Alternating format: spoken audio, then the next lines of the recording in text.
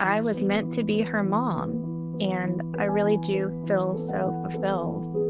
And maybe to a lot of people that doesn't make sense because the world says that people with Down syndrome have less value and they can't do this and they won't do this. And again, I knew nothing about Down syndrome 3 years ago.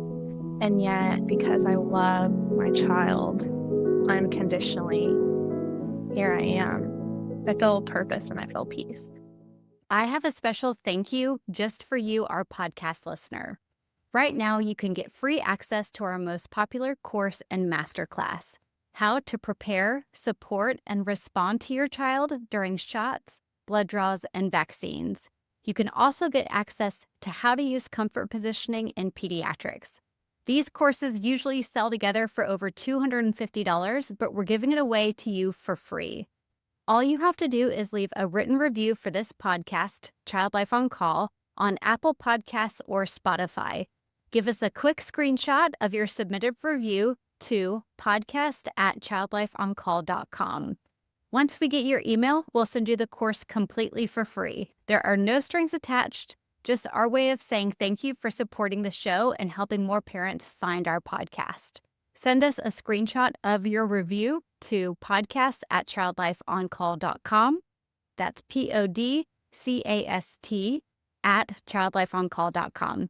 Can't wait to get you free access to this course.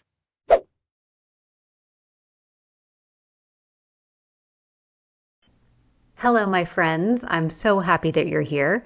My name is Katie Taylor. I am a certified child life specialist and the host of the Child Life on Call podcast. I am so excited to bring you one of our Family Advisory Council members' stories. Courtney Morey lives in Fort Worth, Texas, and we interviewed her a couple of years ago for the podcast, so we are reposting that episode. But some updates have been made, and I had to share them with you. First of all, if you are not following Courtney online, you have to go do that now. Her Instagram handle is Fancy Like Annie, and if you want to just get a good dose of cuteness, but also a good dose of what advocacy actually looks like, then I urge you to go follow along with her. Courtney is not scared to shy up to things and injustices that she sees in the world. So if you follow Courtney, you will see that she continues to advocate for her daughter in the public school system, for her health. They travel out of state to make sure that Annie is getting the best medical care possible. That, of course, is wonderful, and they have a great support team around them. But Courtney does not shy away about some of the tough things that still happen during those appointments and what it's all like. Courtney also launched the Annie Louise Foundation. It's a nonprofit resource hub and support for medical and disability parents. So go check them out. You can also see them at Annie Louise Foundation on Instagram or at their website. One of the things about Courtney is she doesn't just show up for families with disabilities or medical needs, she shows up for her community too. So as many of you know, I'm local to Central Texas here, where we just had the outrageous and horrendous floods. Courtney's community was also affected by the floods, and she did whatever she could to go support those families, including driving across the state to support families and provide resources as she could. The most exciting update that I want to give you is that they have welcomed a third amazing child to their family. And just as like an Instagram follower, I love seeing the beautiful pictures of Russ, her baby boy, who just fits in so perfectly with Wells and Annie. In this conversation, we talk about NICU life, we talk about being born with a heart condition, and we talk about what it's like living and caring for children with Down syndrome. I'm so glad that you're here. My name is Courtney Morey. I live in Fort Worth, Texas with my family. And my husband is Spencer, and we've been married for 8 years. And then our 5-year-old as well. He is about to start kindergarten in the fall. And Annie is 2.5. And yeah, we've been in Fort Worth for the majority of our marriage, and we really love it here. Did you guys meet in college or after college? What's your love story? We did both go to the same college. We both went to TCU. We were even we're both in business school. Okay. And somehow we did not meet until a couple months after graduation. So So weird.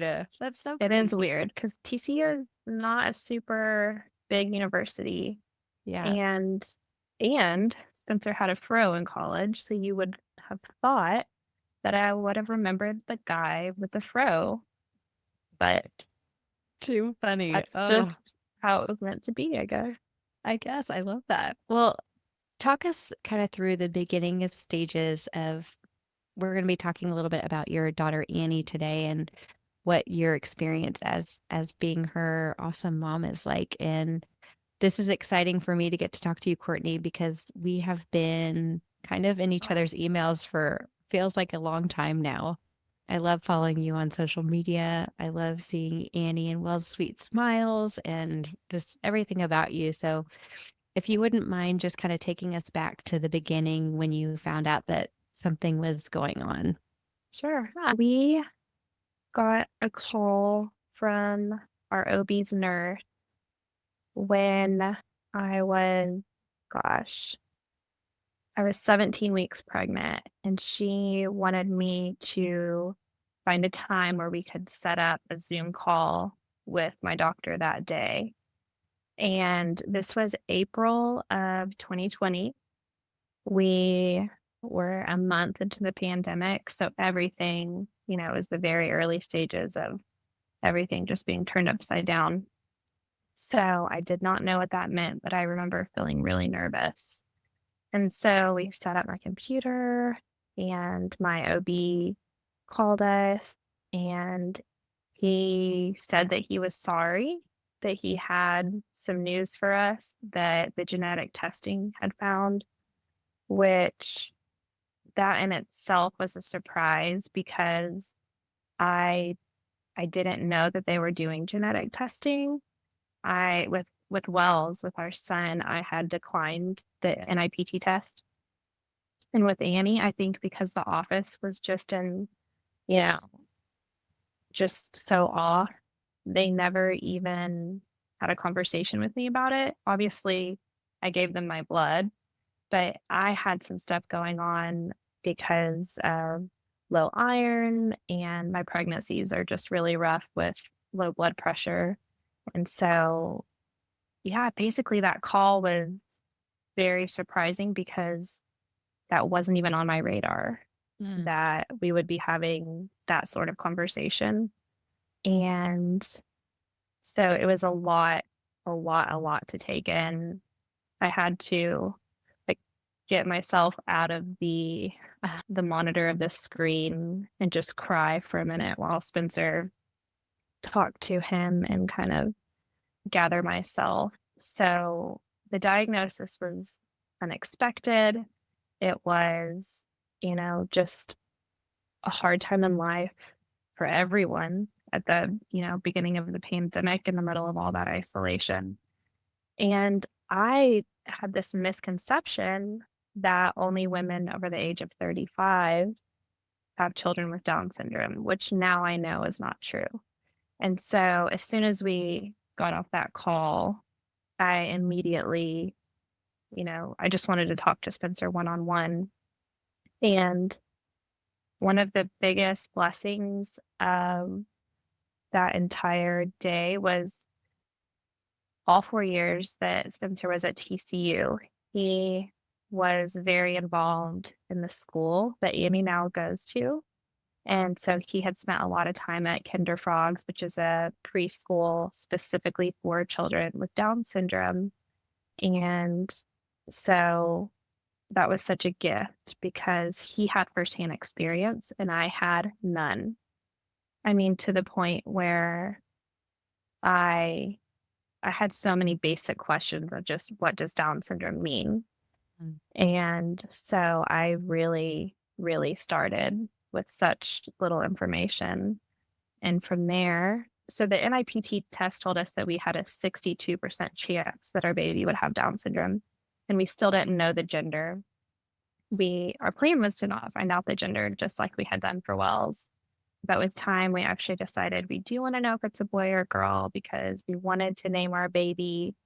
And so we found out Annie was a girl. That was very exciting. And we went through with the amniocentesis because I felt like that 62% was sort of, closer to the middle. And Yeah. so we wanted to know and we wanted to prepare. And at the time of that test, we did the detailed anatomy scan, and that's where we found out about Annie's heart and that she would have AVSD. So just pretty much right away, I just dove in trying to learn everything I could about Down syndrome, about the heart, and how to prepare for her to give her the best start as possible. Yeah.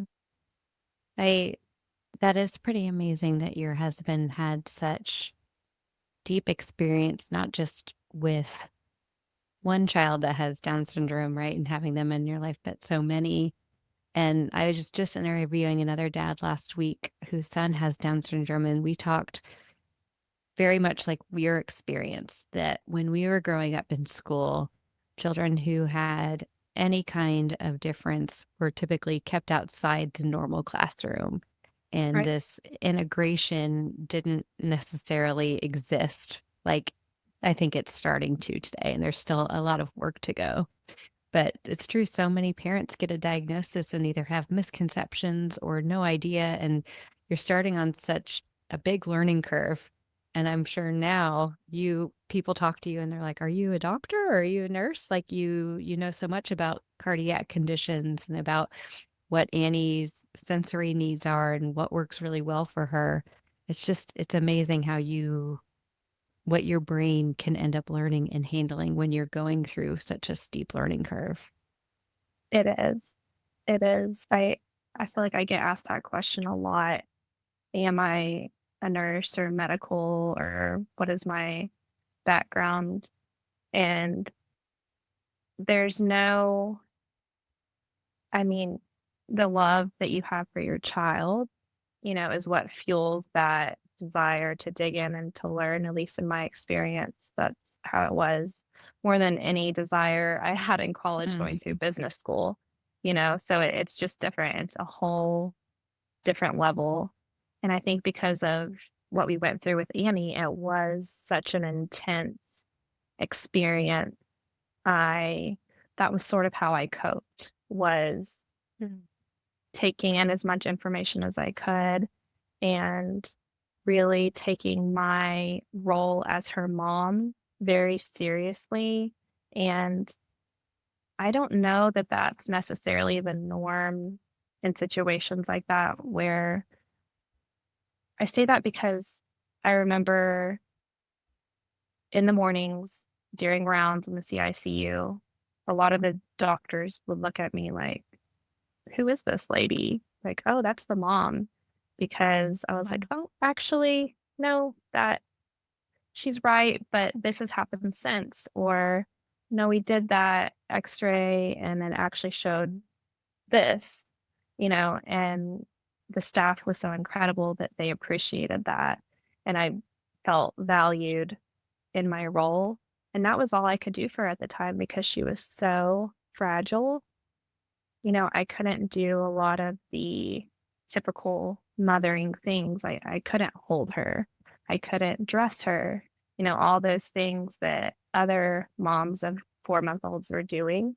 And so I just rechanneled my energy into that role. Mm.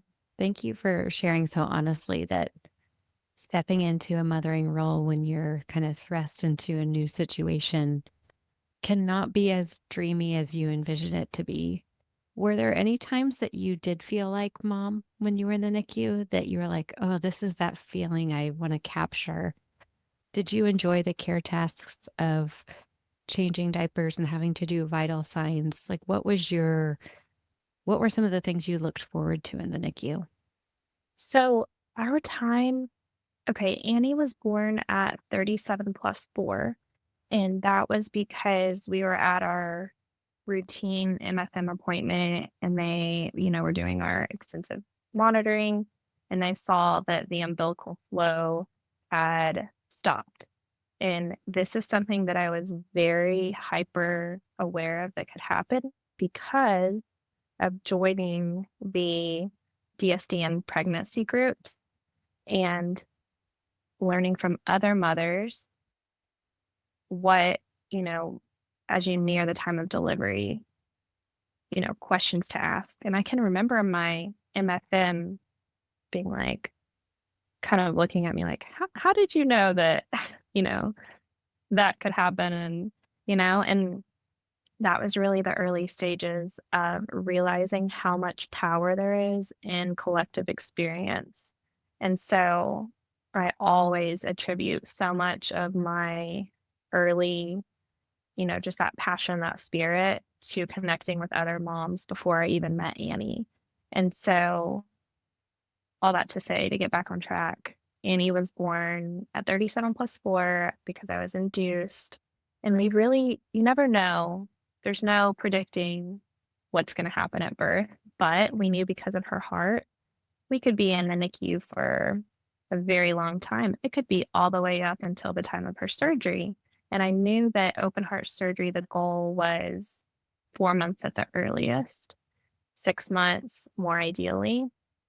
And so when we were only in the NICU for 9 days, we were elated. It was like, oh my gosh, this is, it's all about perspective because Yeah. any other mother giving birth, if you have a 9-day NICU stay, it can totally rock your world. But because we knew that it could have been so much more, we were so grateful. I mean, my delivery was so smooth with Annie. I got to hold her for like 30 seconds, and I knew that wasn't guaranteed. I know so many mom friends they don't get that moment. I didn't have to have a C-section. I got to have her vaginally. That was a huge gift because, they warned me if, things get complicated, we'll have to take her by cesarean. And I said, absolutely, whatever we have to do to keep both of us safe. So her delivery and her NICU time was actually really just a really joyful experience. And we were spending those 9 days just getting her off the NG tube. Annie saved all of her drama for her post open heart surgery. And that was where we spent, the months and months. And her repair it didn't go how, the textbook AVSD repair. And it's because hers was just so unbalanced and not the typical. I've learned that no two hearts are the same. You can have 100 babies with the same heart defect, and they're all going to be different. Yeah. And so that was a big lesson for me. I thought it was just going to be like all of our other friends, expect 5 to 14 days in recovery. Right. But that's not how it went for us. So. And how old was she when she finally had that surgery? So she was 4 months old. She was. She hit the minimum weight requirement. And just because she was in such heart failure, it's such a fine line and such a balance of deciding how long do we wait. We want the baby to grow, but ironically, the more time that passes, the weaker they become, the harder the feeding is. And so we had a heart cath, a couple days before Christmas. And that's when they decided that we need to do this now. And then her surgery was in January. What really helped you when you were navigating the post-surgery really trauma, right, of this prolonged hospitalization after surgery and setbacks? What do you think helped you the most? I love what you said. You said collective feedback. Gosh, it was just so important. I for some reason I haven't heard that, though it put that way, but it makes so much sense that hearing other parent stories, being able to DM, find them on Facebook, just getting bits and pieces of other people's experiences so that you can be prepared. I love that, the way that you put that. Did that continue to help you when you were in the hospital too? Yes. So those friendships that I had made in the pregnancy support groups, and I want to add quickly, I never wanted to be And like, I remember my initial introduction to this whole Down syndrome community was me searching the hashtag Trisomy21 Down syndrome on Instagram, finding moms. I never Googled once. I just refused because I knew the path that would open up, and I didn't want to do that. And so I wanted real life experience, which because of social media, that's really how it is now, that it's really shifted to that for so many families, that real day-to-day life look that is a true picture, not what Google says. So I reached out to this mom and asked her for advice, and she said, you should really join this Facebook support group. And just the word support group sounded so like, I joke with my mom friends, I pictured these just haggard moms who were just, and like, it's so funny because that's not at all how it is. And last May, we took a mom's trip to Florida and we're just on the beach, like, just it's like the most beautiful setting, the most beautiful friendships. And we were just joking about what haggard moms we were. But anyways, the support group is where that, like I said, I learned so much from the very beginning. And those friendships beyond carried me when Annie. So what happened, because I feel like that's kind of important to know to answer your question about support and what carried me through. Annie had a really hard time coming off of bypass once her heart was repaired. This had nothing to do with the surgery itself. Like, it was a perfect anatomical repair, but pulmonary hypertension, which is something that I'm now extremely passionate about supporting research, because it's something that's so not well understood. And that the pulmonary hypertension is what almost took Annie from us. So she coded, and she had to be resuscitated for 52 minutes. And I mean, that the details of that could be a long story in itself, but it's what gave us that unexpected long CICU stay. And Annie had to go on a machine I had never heard of before called ECMO. And for those not familiar with ECMO, that's a good thing. But it's essentially, she's already intubated. So I think a lot of people think of life support as being on a ventilator, but this is even a step beyond. This is a machine that completely bypasses the heart and lungs, and the machine is your heart and lungs. And the purpose for that is to allow the heart to rest. And that's exactly what Annie needed. Her heart just went into shock after the repair, and that pulmonary hypertension was just wreaking havoc. And so the ECMO machine is such a valuable tool, but it's also terrifying at the same time, because you're constantly at risk for the blood clotting. And so Annie was on that machine for 9 days. And the whole time, I mean, an entire separate team monitors that machine. And it's just so intense.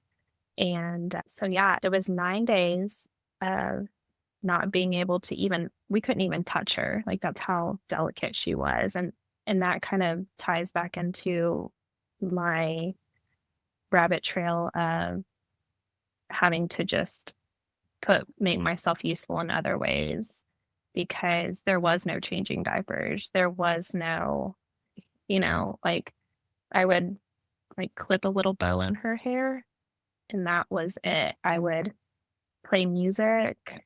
I would, pray, and that was all I could do. We'll be right back. I am so excited to share today's product with you. This is not a paid sponsor or a paid ad, just true love from our guest today sharing one of her favorite products. So if you are a parent of a child with a medical device or are someone who's tired of feeling limited by your child's medical equipment, Spoony Threads understands your frustration and is here to help. Founded by Dr. Julie Sanchez, a pediatric surgeon, Spoony Threads offers functional fashion to provide independence, confidence, and freedom to those who feel constrained by their medical devices. The idea for Spoony Threads came from a mom whose child needed a G-tube. And after talking to many patients and her families, Dr. Sanchez realized that medical devices were negatively impacting their daily lives. They want to be a voice for inclusivity, individuality, and community. So if you're tired of feeling limited by your medical equipment or your child's medical equipment, check out Spoony Threads. They have a variety of functional and fashionable options that will help you feel confident and independent. Join their community and embrace your individuality with Spoony Threads. Find out everything you need and more at spoonythreads.com. That's SPOONIE threads, THREADS.com. Thank you for sharing that. I agree. The ECMO machine is so terrifying. There's someone who stays with it 24/7. There's a whole dedicated profession to it called a perfusionist whose whole role is to run the ECMO machine. That's really scary. It was, of course, it's not like when you're in pre-op visits, cardiologists aren't like, and also in the worst case scenario, there's something called ECMO, and like, you don't do that. So when you're put in a situation, it's totally just, you're just under fire of trying to wrap your head around what it is. Our team was just so amazing. The intensivists in that unit, just top of the line, her surgeon, just incredible people. So to circle back to your question, how did we survive that? It really is a combination of so many things. Having full trust in her medical care, the intensivist, the surgeon, the nurses, like all around. I never had to worry about that part of it. I felt very extremely solid. My marriage, I don't know what the statistics are of couples who go through things like this, a diagnosis, let alone, medical on top, but I know it's not great. But we just, ironically, it's some of my proudest moments with my husband because we just had each other.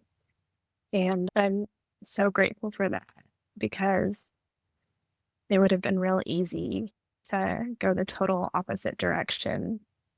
But Annie just pulled us closer to each other. And then those friendships that we mentioned, not a lot of my other mom friends or college friends or childhood friends could really understand what we were going through.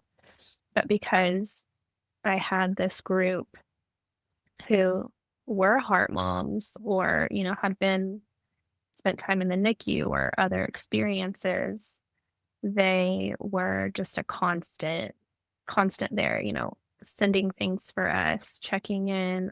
I mean, just all kinds of support. They almost, just kept me so busy. I couldn't just sit and wallow in the sadness, And I think for my personality type, that was best. Then a big outlet for me was sharing updates about Annie's health. I would, be very present in those rounds in the mornings and try to take in as much information. And then I would write and translate that information. So it helped me to have a better grasp on what they were saying, to then share an update. And that worked well for me. And of course, sharing Annie's story opened up this entire unexpected social media platform that what had happened was I opened my account to public so that friends and family could share And then it was just like kept spreading and spreading. And soon it was like I was advocating for children with Down syndrome and heart babies. And I never even, I didn't really ask for it. But then I saw what a beautiful thing it was, the most incredible private messages of people sending me, how Annie's story had made a really big impact on their own life. And yeah, so there was a lot of beauty in that. And that really filled me up when I felt so depleted. I think that Yeah. just about covers it. You portray such a level of vulnerability that's coupled with this really directness, which is so beautiful. Oh, just listening to you talk. So I thank you for sharing those, because I think it's not always one thing, and never once did you say self-care, right? It's like that doesn't do it. I'm so over that term. But it's relying on the people you love and being vulnerable enough to do that when you're in your scariest moment has got to be just the next scariest thing, to give your heart open to somebody else, like your husband or your new friendships. Yeah, they're having the phrase self-care in a situation like that. I mean, I think the most self-care was making sure I ate, Right. like turning my phone off and actually sleeping when I Yeah. could. But I mean, I was sleeping next to Annie, like her room was at the very front of the unit with all lights typically on, and the amount of machines and medications, like it was, just survival mode. But yeah, like having my morning coffee felt like a huge self-care. But friends did. Like I had friends like, you need to make sure your immune system is being supported. I'm going to bring you blah, blah, blah. And it was like, oh my gosh, thank you so much. Because Thank that is you. the last thing on my list. Mm. And because those friends did that for me, it's something I'll never forget. And now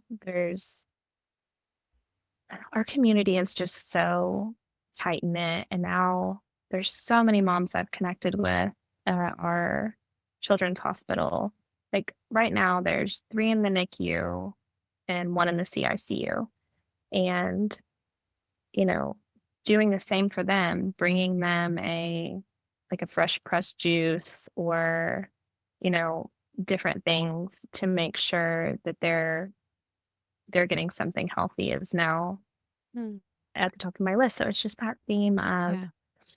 other moms like planted these seeds, and now I just want to, keep doing the same as much as possible. And then I think it's just this really healthy, positive cycle that I hope will just keep spreading.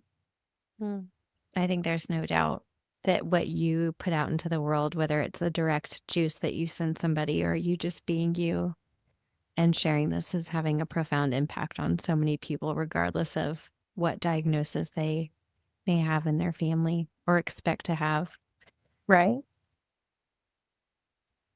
I'm so interested in you. I want to tell you something, that when you filled out my form, I have an intake form, Mhm. and I pride myself on like being really aware of language. And I said something. I said what were and are the hardest parts. And actually I said, for dealing with a child who has this diagnosis. And you so kindly, you said it gives a negative connotation when you say dealing with. And I want to thank you for that, because I think it's so important for me, who has a podcast, professionals who work with families on a daily basis. We can just so quickly kind of go about these things. And when people kindly and lovingly and honestly share feedback that just makes better communication and more people feel loved and heard and cared for was your suggestion. So you had me change it to, you suggested it could be what were and are the hardest parts of caring for a child. Absolutely. That it makes me so embarrassed that I even had it the first way to begin with. I don't I just don't want you to ever lose that. That is so important when you're speaking with medical providers. I know it's not your job to have to do that, to have to, like, you have so many other things on your mind when you're talking to the doctor. You have things you want to accomplish.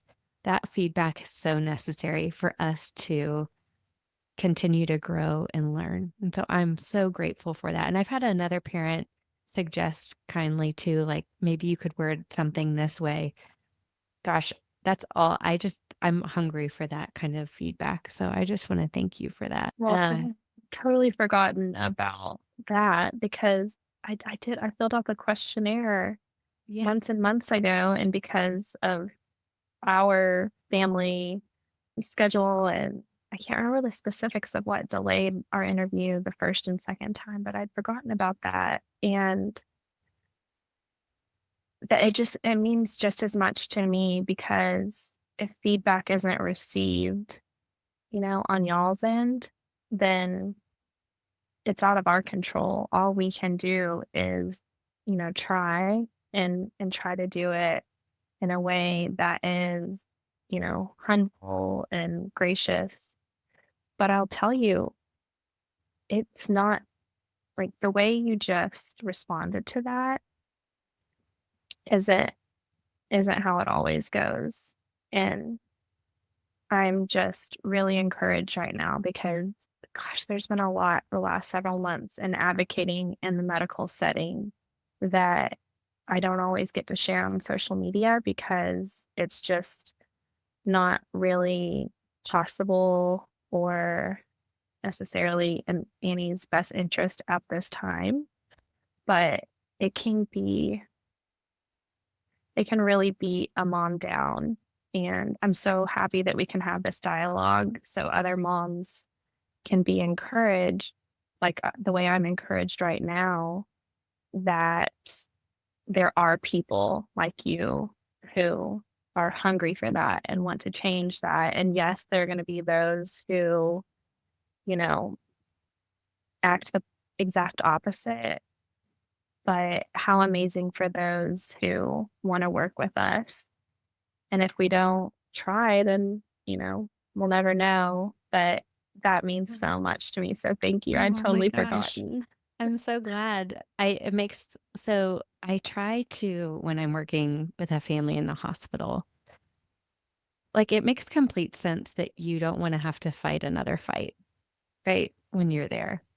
And Correct. if you can find a child life specialist, a social worker, that nurse who, like, you just vibing with, and be like, I don't have the bandwidth to tell the last EEG tech that they were SHIT. I need you Mhm. to help me do this fight. Like, Mhm. rely on us too to help with some of that advocacy. It can't always fall on your shoulders.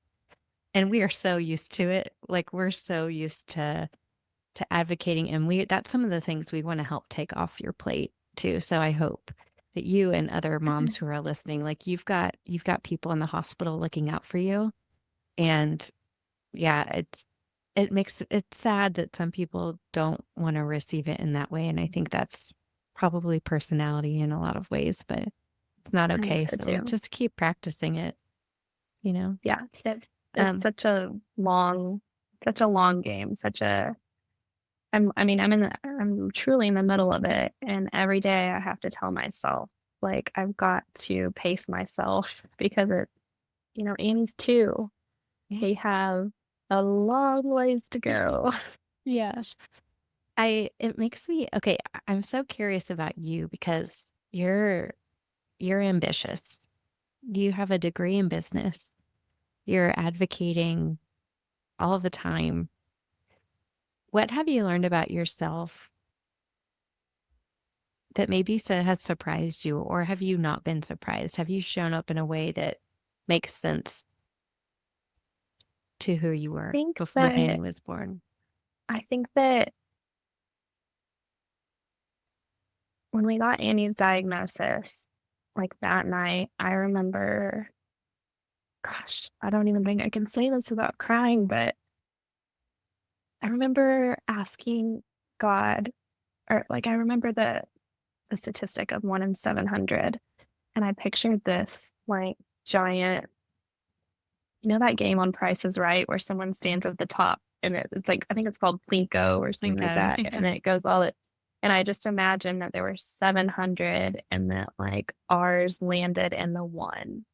And I remember like that was my visual. And I remember being like, God, like, why? What have I done to deserve this? Which really pains me to say that out loud. But I know that there are probably other moms who just got a diagnosis and who identify with that. And then, how quickly my mindset changed. And when we didn't know if Annie was going to make it or not, I can just remember holding her for the first time once she finally got off the ventilator, where I could hold her 2 weeks later. And I remember like asking the same exact question. What have I done to deserve her? What have I done to deserve this? But just with the total opposite tone, because she's so precious to me. And when I graduated from college, I did not have a lot of clear direction. Like when Spencer graduated, he was actually in Ohio when we started dating because he was on this very like clear path in medical device sales, and he was just like the picture perfect student. And I was also a good student. I just didn't know what was next for me.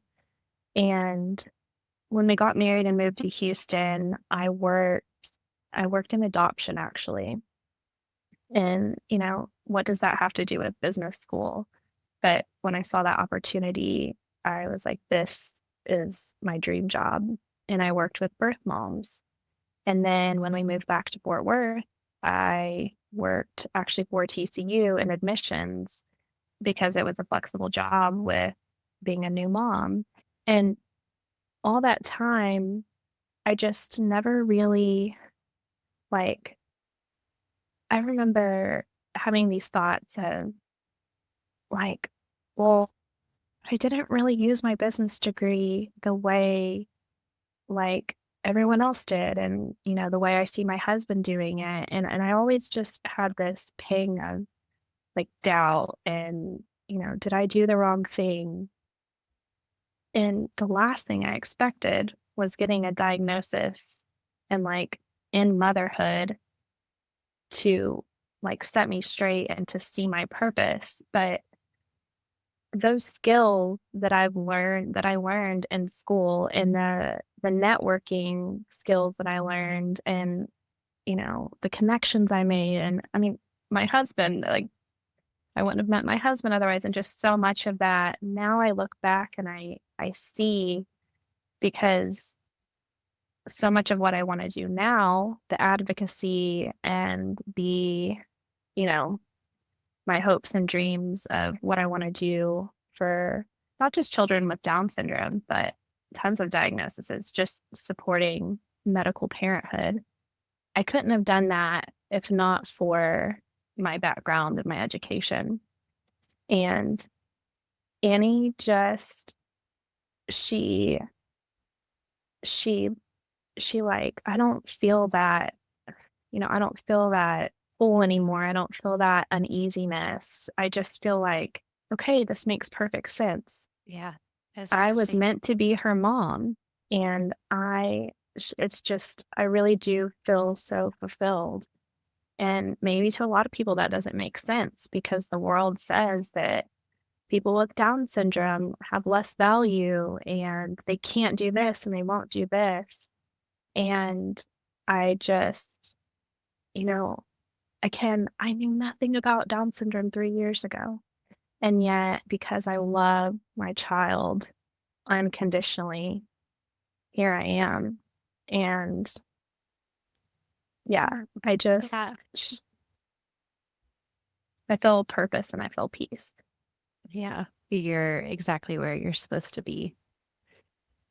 I have just a couple more questions, but I'm so curious. What are your hopes and dreams? Like, what is your vision? I call this like gap filling, right? Like you see a gap and you go fill it.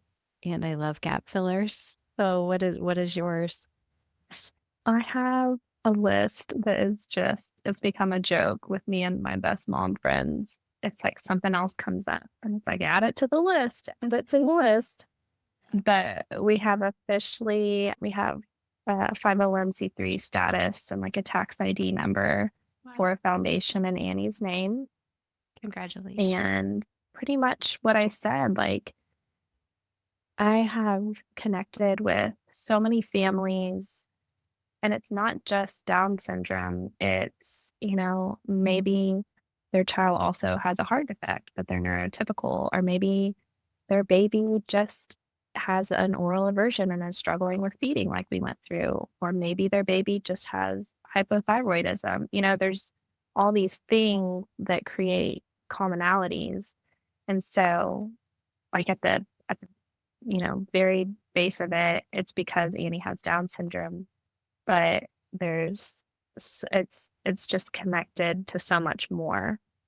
And so what I have found is that there is no one place for a family to go to for just like a resource hub of information.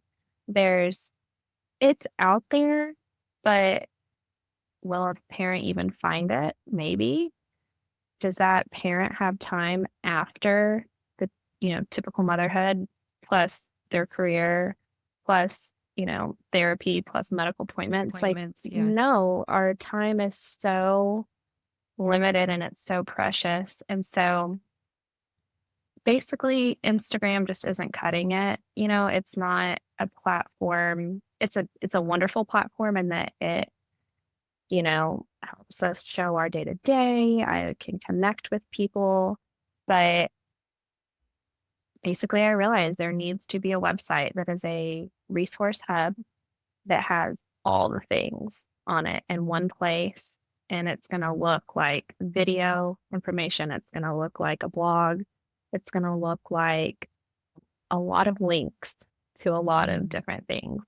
And so that's what I've started on. I've just, like, the past month really started digging in on getting it all started. So, Well, I know that anyone listening right now is ready for you to create it, and however we can support you. And just, we love giving parents as many resources as possible. And if you can condense it into one place, man, we want to support you. So let us know. yeah. My last question for you is, tell us a little bit about like 2-year-old Annie. Like, what is she like? Like, what makes her laugh? Like, what does your family do? It's the best question. That's why I save it for last. Tell us, like, when you guys are doing family things, like, what fills you up? So Annie's personality is really big. She, there's like a phrase in the Down syndrome community, more alike than different. And I see that every single day with my children. She is like so much like Wells at 2.5 years old, but she has like this layer of sass to her that he didn't have, which is fun for me as a girl mom. I actually remember being in the CICU and Annie did something and the nurse said, "Oh, she's sassy." And I just like paused and I was like, "No, I'm going to have like this sweet daughter, not sassy." And she was like, "Courtney, she has to be sassy to survive this." And I was like, "Oh, you're right. Okay, Annie, you're probably going to be pretty sassy." And she's just the best combination of sweet and sassy. And she's very animated. I mean, she just makes us laugh all day, just like her brother makes us laugh so much. She just started walking consistently the last 2 weeks. So that's been obviously very exciting in our world because of all the hours and hours and hours of PT. like time of the PT that we put into, but it's like, oh yeah, now I have it, just like typical motherhood. They're mobile. Now I've got to go keep up with them. So Right. that's been new and fun. I love seeing her interact with just strangers out in public. Someone who's just, obviously very like serious and in their zone and whatever they're doing. And then Annie will start talking to them. "Hi," and they immediately just smile and laugh. And it's just, she just pulls people in. And we knew it was probably going to be like that. And it started. And, sometimes it opens up the opportunity for conversation. Then she just keeps life so, like, it's hard to lose perspective because she's constantly keeping us in line about what's important and what's not important. And she just keeps things really fun. So, like, yes, in Annie's story, we've had a lot of medical hardship. That's true. Like I'm not gonna sugarcoat that. But she also has come so far. I mean, we came home from her open heart surgery on 12 medications. Annie is on one medication right now. Wow. So it's like once you've been through so much of the hard, you can never not appreciate, just the typical. So yeah, life is just better with Annie. Well, thank you so much for sharing a little bit of her with us and you with us, and just being the woman and the mom that you are. I'm so grateful to finally get to talk with you, and just want to thank you for being on the podcast. Thank you so much for having me, and I'm glad that we got to do this finally. Me too.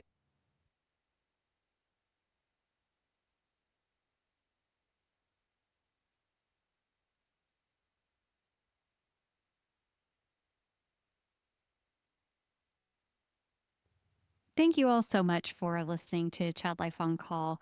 If you head to our website, childlifeoncall.com, you're going to find all sorts of stuff there for parents, professionals, healthcare providers, child life specialists, no matter who you are. Actually, when you just go to our homepage, it'll help you direct to exactly where you need to go.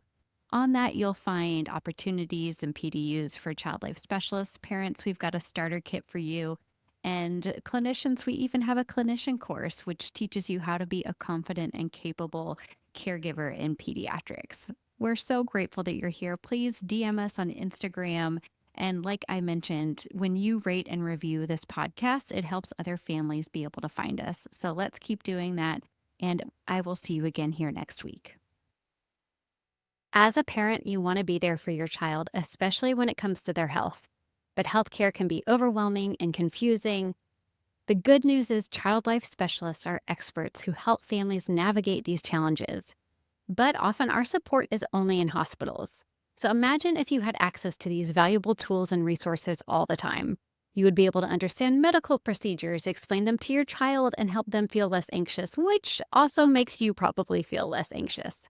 So when your child visits the doctor, has surgery, or has a medical procedure, having the right information and support can make all the difference. You, the parent, can be prepared to answer their questions, calm their fears, and advocate for their needs.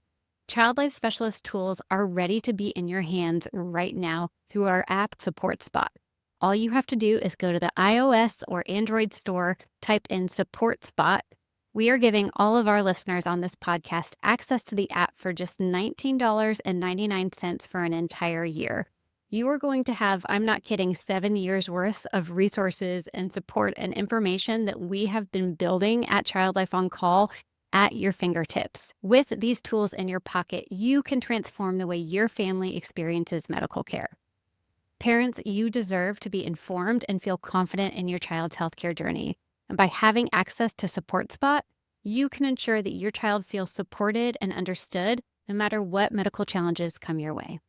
Head to the link in the show notes or go to your app store, type in Support Spot to to download it today. For those of you who are joining us today, I am not a doctor. I'm not a therapist. I am a child life specialist. And the suggestions and tips and resources that I talk about with parents on this podcast may be great for you and they may not be right for you. So the most important person you can talk to about getting support is your care team, your doctor who knows your story and your child's story. So regardless of maybe what I mention or what other families mention here, we're not licensed therapists, we're not doctors. We're having a conversation about what the parenting journey has been like. So please keep that in mind as you listen today.